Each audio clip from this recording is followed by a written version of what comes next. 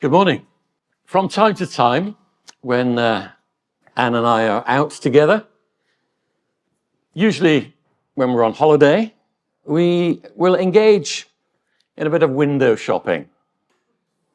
Anne particularly likes to look in the windows of jewelry shops. On more than one occasion, when we've done this, we've had the experience where one of us will turn to the other and say, "No price tickets." Never a good sign. And usually at that point, we will move on. Because most of us, unless you are ridiculously wealthy, in that sort of situation want to know, but what does it cost? That's the price that's the answer, the question that we want the answer to. What does it cost? Now this term, using these Practicing the Way materials, we've been learning together about what it means to be a disciple of Jesus. In September, we looked at the call of Jesus and the fact that everyone is invited to become a follower of Jesus. In October, I summarized our vision statement as being to be a community of disciples who make disciples. And right at the outset of this series, I expressed what my hopes are for this series. Let me remind you, my hope is that there will be some people who today would not call themselves followers of Jesus or disciples, who will, as they find out more about what it means to be a disciple, will make a commitment to become a follower of Jesus.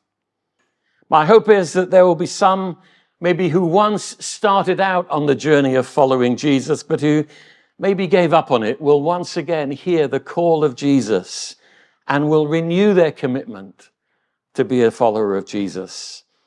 My hope is that there will be others who have been following Jesus for some time, who will discover new ways in which we can express our commitment to follow Jesus. Those were the hopes that I expressed at the beginning. They are still the hopes that I have for this series.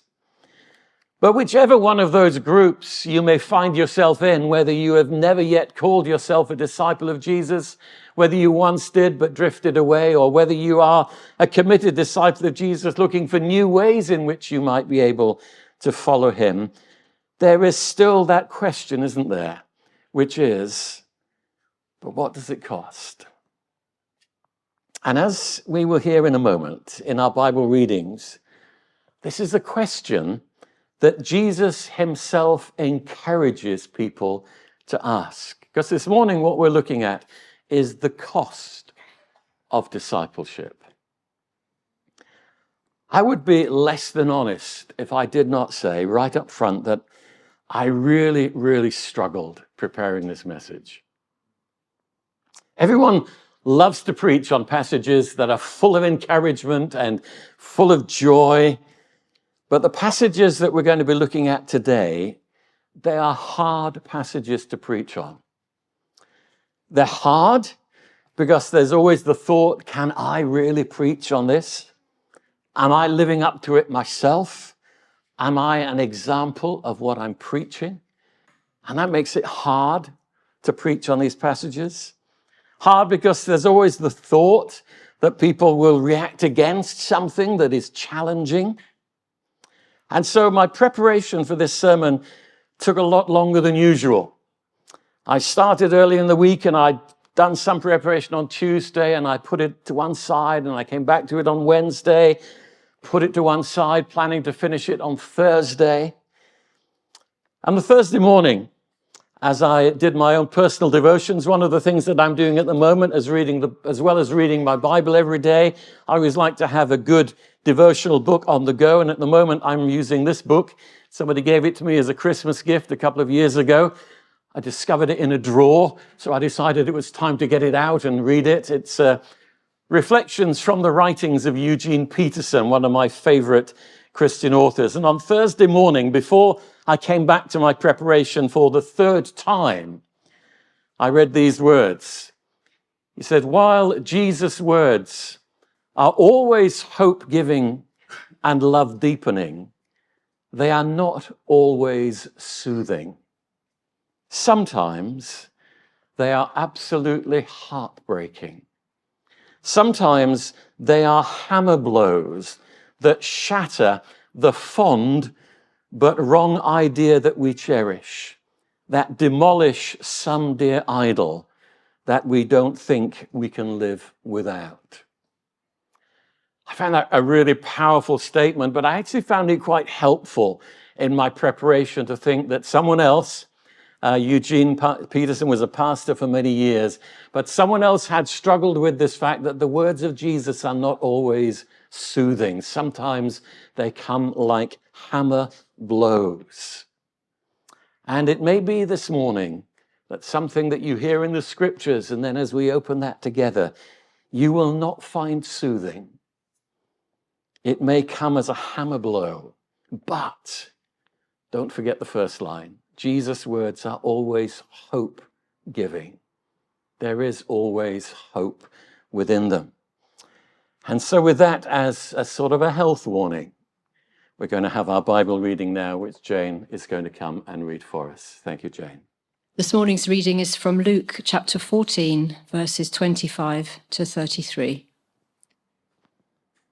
Large crowds were travelling with Jesus, and turning to them, he said, "If anyone comes to me and does not hate father and mother, wife and children, brothers and sisters, yes, even their own life, such a person cannot be my disciple. And whoever does not carry their cross and follow me cannot be my disciple. Suppose one of you wants to build a tower. Won't you first sit down and estimate the cost to see if you have enough money to complete it? For if you lay the foundation and are not able to finish it, everyone who sees it will ridicule you, saying, 'This person began to build and wasn't able to finish.' Or suppose a king is about to go to war against another king. Won't he first sit down and consider whether he is able, with 10,000 men, to oppose the one coming against him with 20,000? If he is not able, he will send a delegation while the other is still a long way off, and will ask for terms of peace. In the same way, those of you who do not give up everything you have cannot be my disciples." This is the word of the Lord. Thank you, Jane. So large crowds have gathered around Jesus and are traveling with him. His ministry is gaining popularity. And Jesus then chooses to talk to them about the cost of discipleship. He uses those two illustrations. He talks about a person who wants to build a tower. And he says this, won't you first sit down and estimate the cost? He talks about a king who wants to go to war against another king. And again says, won't he first sit down and consider whether he's able with 10,000 men to oppose the one coming against him with 20,000. And in both illustrations, the point that Jesus is making is that counting the cost is something that you do first. You don't wait until the tower is half built, or you don't wait until you're in the middle of a battle. You first count the cost. So if you are thinking about becoming a disciple of Jesus, then Jesus himself says that the first thing that you should do is to count the cost. And he talks about sitting down to do so. Counting the cost isn't something that you do on the hoof. Sitting down, to me, speaks about taking time and giving yourself space to think things through very carefully. So Jesus is saying here to the large crowds who were traveling with him, and I believe he would be saying it to people today, take your time to think through carefully the cost of discipleship. That's why I've taken 2 terms over this series, because I want people to take time to count the cost. Because if you're not yet a disciple of Jesus and you're thinking that maybe this is something that is for you, Jesus says, first, sit down, think it through, and count the cost. Don't rush into it. Jesus spells out for them and for us what that cost is. And these are not soothing words. They're quite hard words. In 1937, a German pastor and theologian called Dietrich Bonhoeffer wrote a book which in English is entitled The Cost of Discipleship. And in the introduction, he says these words: the command of Jesus is hard, unutterably hard. So let's look at what Jesus says as he spells out in no uncertain terms the cost of discipleship. And as we heard in our Bible reading, Jesus sets a standard, and we will look at it in just a moment. But 3 times he says this. He says, anyone who does not meet this standard cannot be my disciple. 3 times he makes that statement. Let's be clear, Jesus doesn't say, if you don't meet the standard, you won't make a very good disciple. He says, no, if you don't meet the standard, you cannot be my disciple. As Bonhoeffer says, the command of Jesus is hard, unutterably hard. So what is that standard? What is the cost of discipleship? The first statement may even be the hardest of all, where Jesus says, if anyone comes to me and does not hate father and mother, wife and children, brothers and sisters, they cannot be my disciple. Does Jesus really mean that we are to hate these members of our family? Is that how we're to interpret it? Well, we know that there are other places where Jesus does use a form of speech that we call hyperbole, where someone makes an obviously exaggerated statement, but does so to emphasize a point. We do it all the time, don't we, in everyday speech? The person who says, we had to wait forever for that bus to come. Well, clearly that's not true, because if that was true, you wouldn't be here now. You'd still be waiting for the bus forever.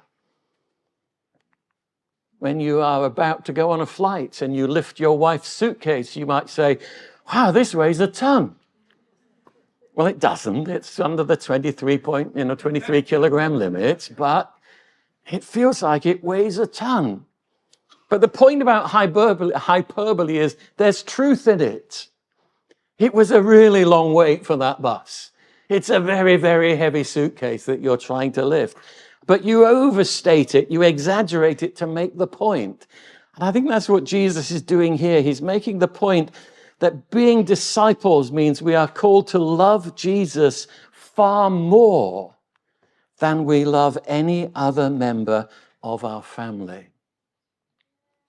And that's hard, isn't it?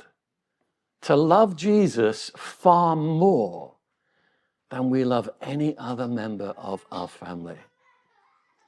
I am genuinely, truly grateful to God for a mother who understood this. My mum spent most of her life living in Bradford. Let's position that on a global map. There's Bradford. With most of her family living quite close by. And in the church that we were attending at the time, there was another family whose son, called Kevin, had heard the call of God and responded to the call of God to go and be a missionary in Taiwan. That's over there. And when I left home to study at London Bible College, my mum is reported as having said to someone in the church, I know how Kevin's mum feels now with a son a long way from home. Because that was my mum's perspective. Bradford to London is about 190 miles. Bradford to Taiwan, just over 6,000. But to my mum, it was a long way from home. But when I was coming to the end of my time at London Bible College, and I was considering what I would do next, on one occasion when I was back home visiting my mum, she said to me this. She said, you must go wherever in the world God calls you to go. And she went on to say that she knew how hard it would be if that call took me a long way from home. She'd struggled with London. And if that were to take me further, she said, I know I will find that incredibly hard. And then she told me that when she was younger, she had felt the call of God to go as a missionary to China, but instead stayed home to look after her mother. And she said to me, I never want you to do the same. You must go wherever in the world God calls you to go. And in the end, God never called me to minister overseas, but I'm so grateful to God for a mum who loved Jesus more than she loved me and gave me her full permission and her blessing to obey this statement of Jesus and never to love her more than I loved Jesus. And that's the first thing that Jesus says, to be my disciple. You must love me so much more that it may at times even seem as if you hate your family, because you love me more than you love any other member of your family. And then he adds, and hate even your own life. To hate your own life, which again means to love him more than we even love our own life. There's another place in Luke's gospel where Jesus is speaking with his disciples, and he spells out to them who have already signed up to be disciples. He spells out to them the cost of discipleship. And I think it helps us to understand what this means about hating our own life, loving him more than our own life, because he says this.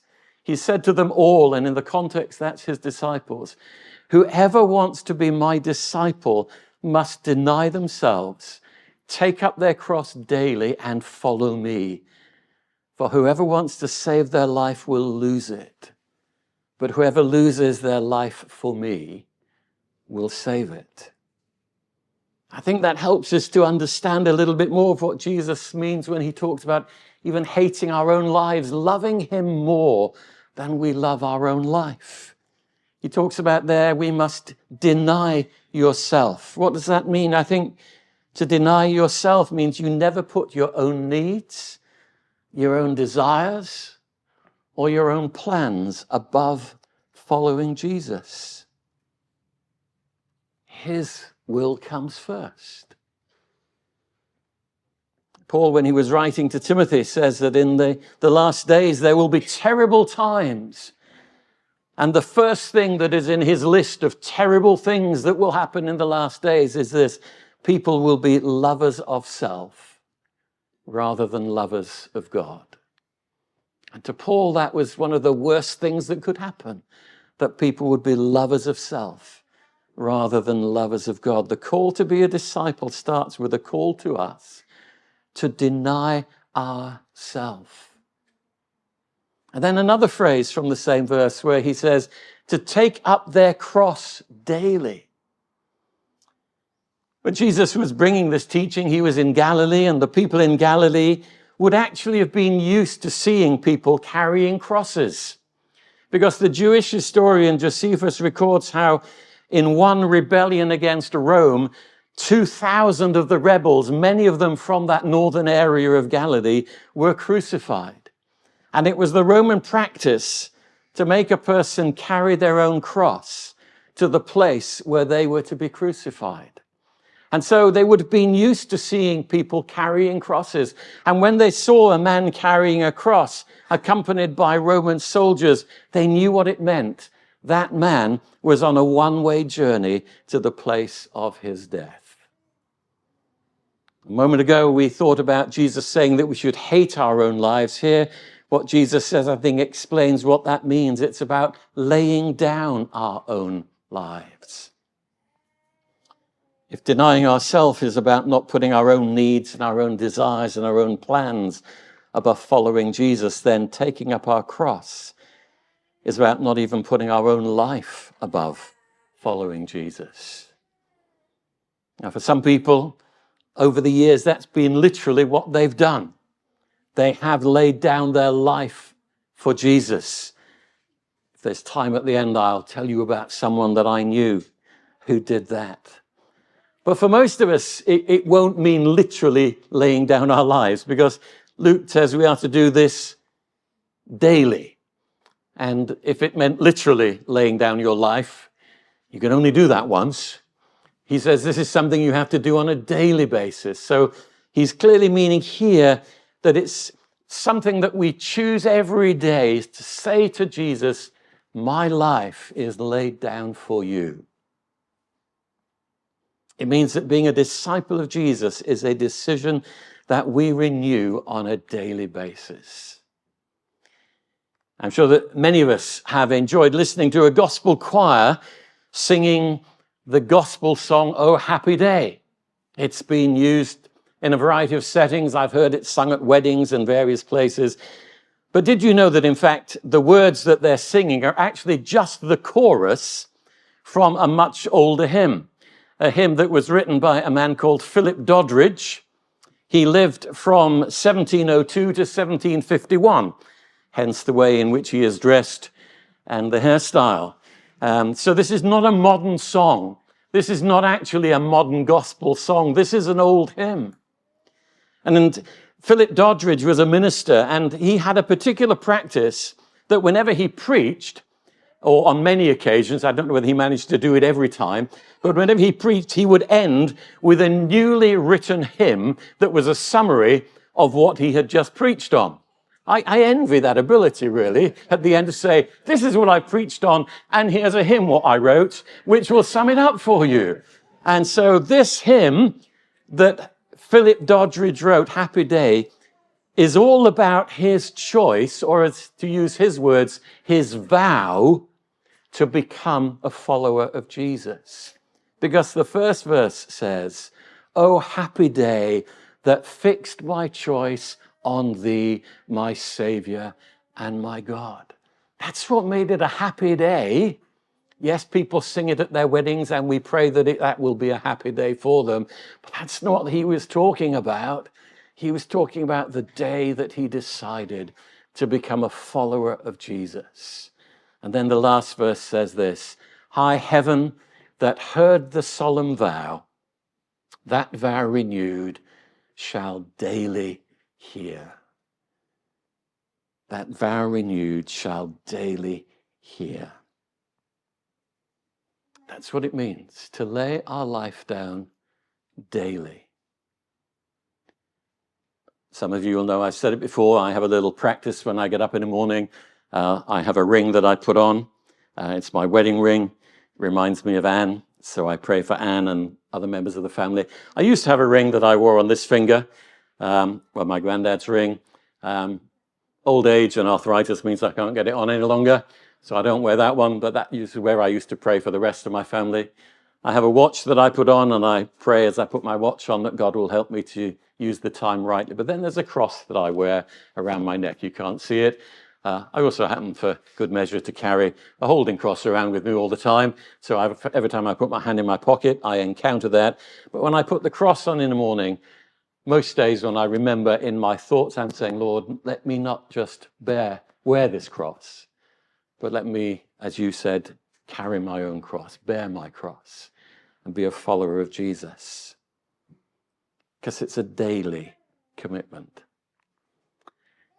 And then he adds one other thing, which is those of you who do not give up everything you have cannot be my disciples.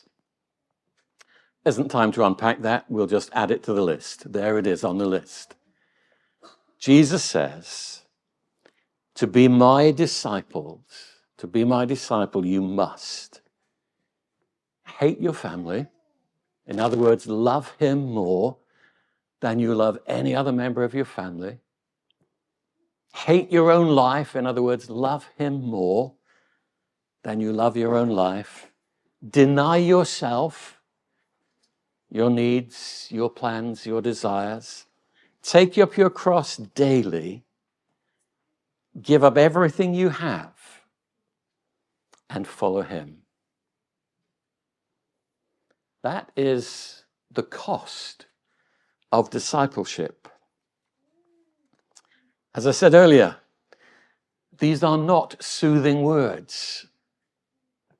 Remember that quote that I gave you earlier from Dietrich Bonhoeffer, where he said, the command of Jesus is hard, unutterably hard. But that wasn't the whole quote. The whole quote was this: the command of Jesus is hard, unutterably hard, for those who try to resist it.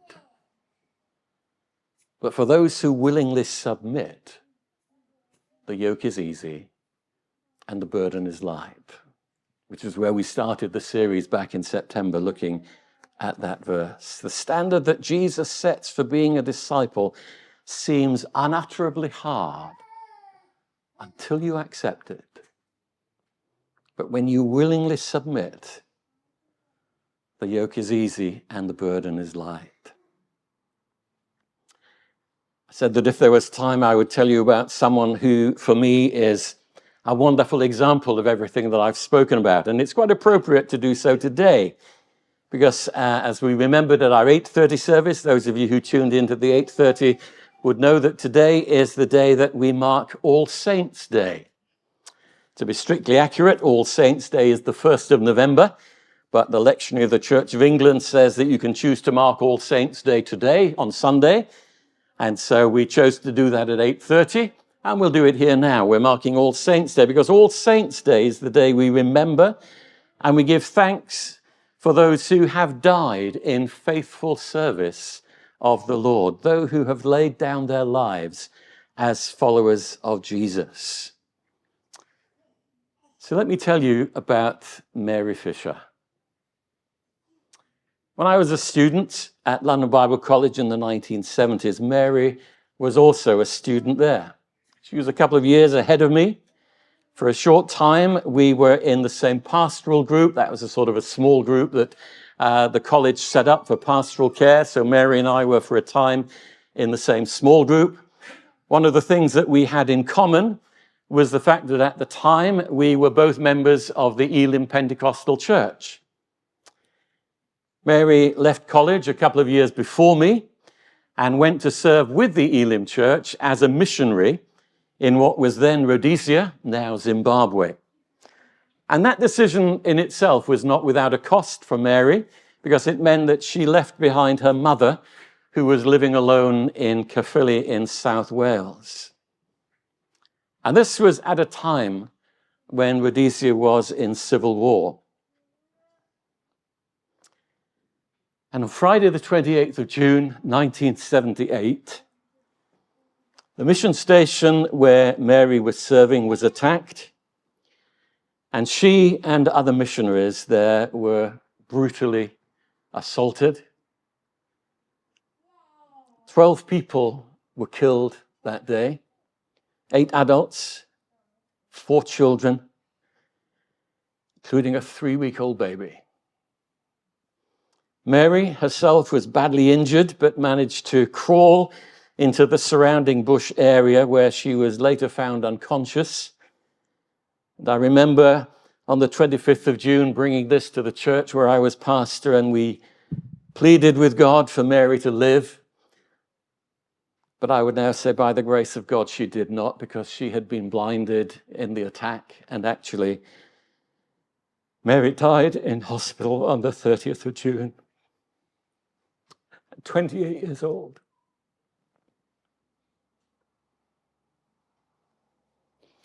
But Mary's story doesn't end there, because a few weeks after this, a small package arrived at Mary's mum's house in South Wales, and it contained a note and a cassette tape, if you remember those things, a cassette tape which Mary had recorded and sent just a little while before the attack, but which had taken some time to get back to the UK.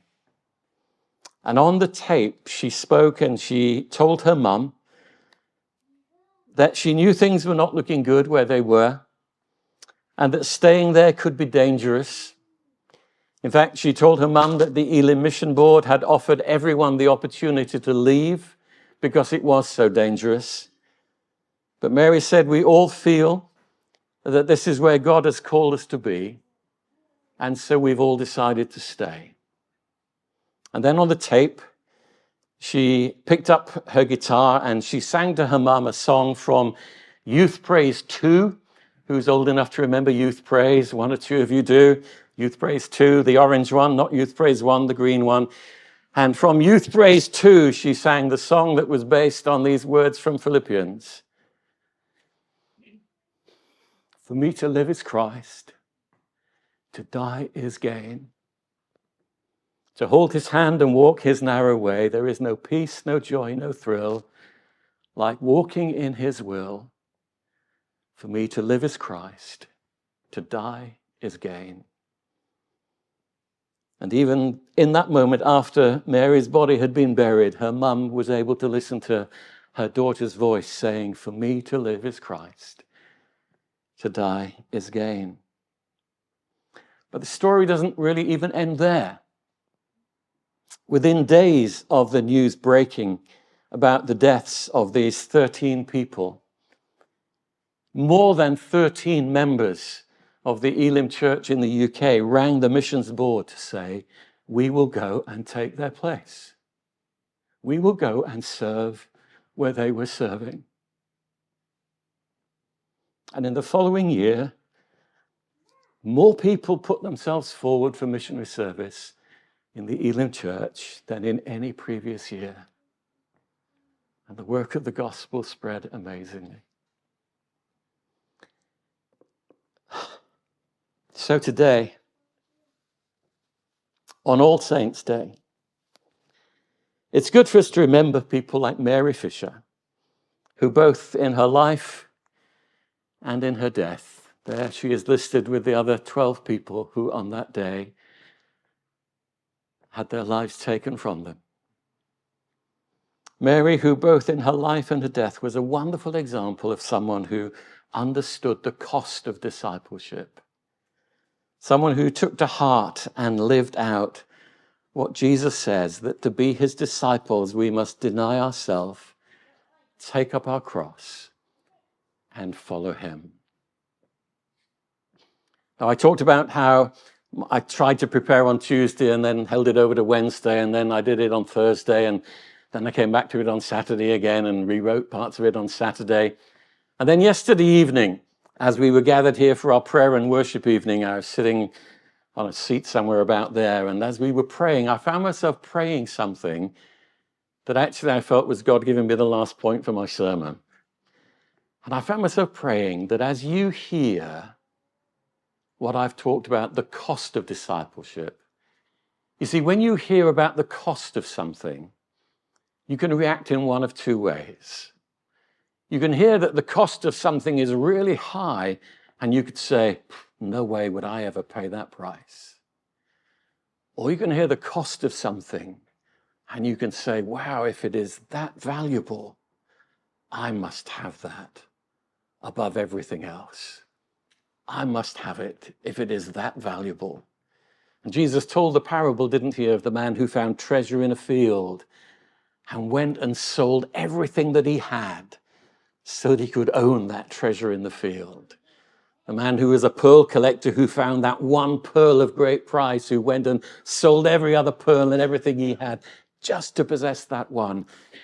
And I sensed God gave me in that moment the final point to make, which is this: being a disciple of Jesus, yes, the cost is high because it is worth more than anything in this world to be a follower of Jesus. And we sang it in the song. So my preparation finished in that song because I wrote my last note there, which said, we sang it, there's nothing worth more that could ever come close. There's nothing worth more in this life and the next than following Jesus. So yes, the cost is high, but it's worth it. There's nothing worth more.